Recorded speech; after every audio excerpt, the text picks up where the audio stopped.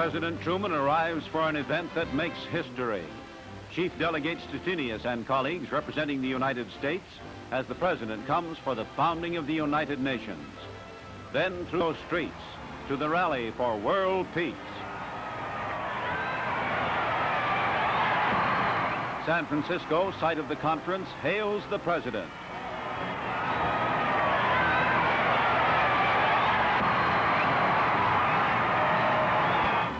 The conference. There has been long deliberation. There have been differences of opinion. Now the final vote, a standing vote. Chief delegates rise, each signifying aye for his country. The vote unanimous, adopting the Charter of the United Nations. Signing of the Charter. China, first in the war against aggression, is first to sign, represented by Dr. Wellington Koo. Twice in a lifetime, the forces of aggression have engulfed the world in a torrent of bloodshed and destruction. China, who was the first nation to be attacked by these forces in the present conflict, feels especially glad today that the United Nations here in San Francisco, on the hospitable soil of the United States, have written a constitution for the new edifice of world peace. For Soviet Russia, Ambassador Gromyko. Russia made concessions that permitted agreement on vital points. For Great Britain, Ambassador Halifax. Threats of war will be placed before all the United Nations. France, represented by Paul Boncourt, is one of the big five which will control the use of force. Mexico signs the Charter. 50 United Nations in all. Greece. Saudi Arabia, nations all around the world. Brazil. America. As the host of the United Nations Conference, America is last.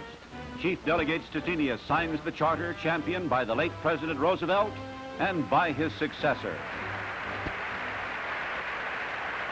President Truman at the final session of the San Francisco Conference.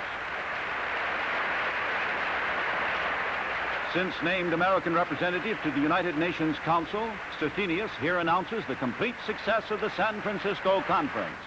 The San Francisco Conference has fulfilled its mandate. The Charter of a Permanent United Nations has now been written.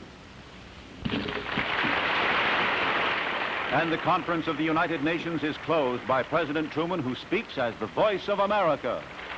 Between the victory in Europe and the final victory in Japan, in this most destructive of all wars, you have won a victory against war itself.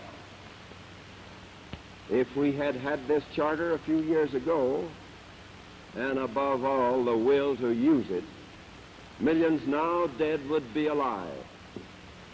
If we should falter in the future in our will to use it, millions now living will surely die. We all have to recognize, no matter how great our strength, that we must deny ourselves the license to do always as we please.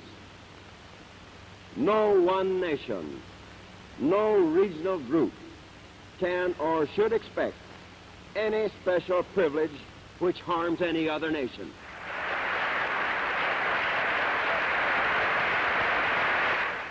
Well, there's a time for making plans, and there's a time for action. The time for action is here now.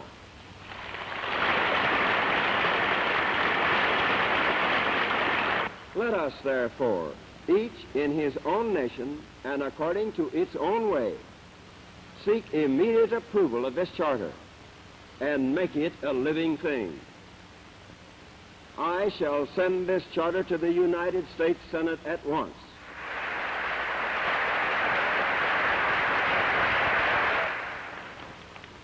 I am sure that the overwhelming sentiment of the people of my country and of their representatives in the Senate is in favor of immediate ratification.